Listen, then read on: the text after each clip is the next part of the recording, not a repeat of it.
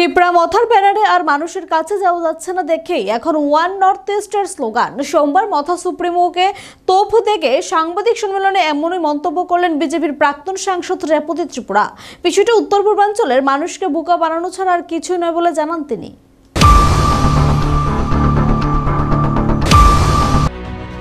গত 27 নভেম্বর রাজধানীর স্বামী বিবেকানন্দ ময়দানের সমাবেশে নিয়ে মুখ খুলল বিজেপির জনজাতি নেতৃবৃন্দ। সোমবার প্রদেশ বিজেপি ভবনে সাংবাদিক সম্মেলন করে বিজেপির জনজাতি মোর্চার নেতৃবৃন্দ তিপ্রা মথা সুপ্রিমো প্রবোধ কিশোর দেববর্মনের বিরুদ্ধে তীব্র তোপ দাগেন।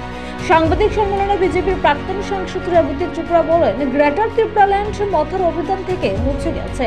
2023 সালের বিধানসভা নির্বাচনের স্পষ্ট আভাস পাওয়া গিয়েছে। নির্বাচনে এই দল 22 জন বাঙালি প্রার্থীকে দাঁড় করিয়েছিল। তিনি আরো জানান, তিপ্রা মথার ব্যানারে রাজনৈতিক কার্যকলাপ পরিচালনা করা হতো বা তাদের ক্ষমতায় নেই।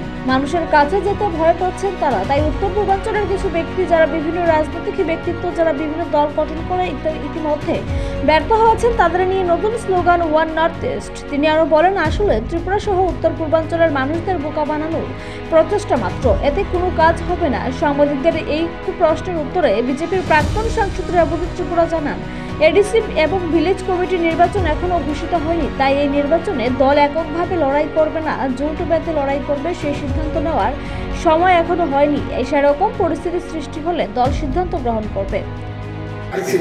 সেখানে কি এককভাবে লড়ার এককভাবে লড়ার সাহস কি বিজেপি রাখছে?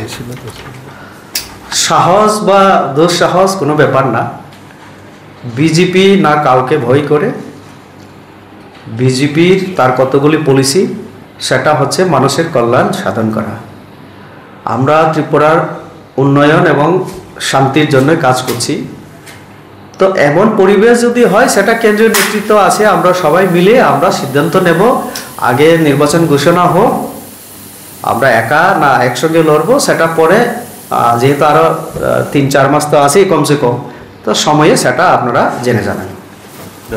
এদিনের সাংবাদিক সম্মেলনে প্রদেশ বিজেপির সহ সভাপতি বিমল চাকমা বক্তব্য রাখেন। তিনি বিরোধী দলনেতা জিতেন চৌধুরীর সাম্প্রতিক বক্তব্য নিয়ে ক্ষোভ প্রকাশ করেন। তিনি বলেন, বিরোধী দলনেতা এবং বিভিন্ন মহল থেকে বলা হচ্ছে জনজাতি মুখ্যমন্ত্রী না হলে এডিসিতে ত্রিপুরা সাধারণ অধিকার বজায় থাকবে না।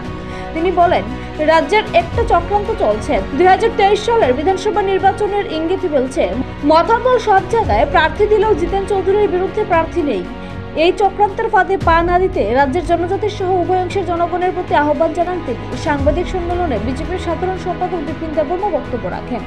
নিজস্ব প্রতিনিধি রিপোর্ট, এশিয়ান টাইমস।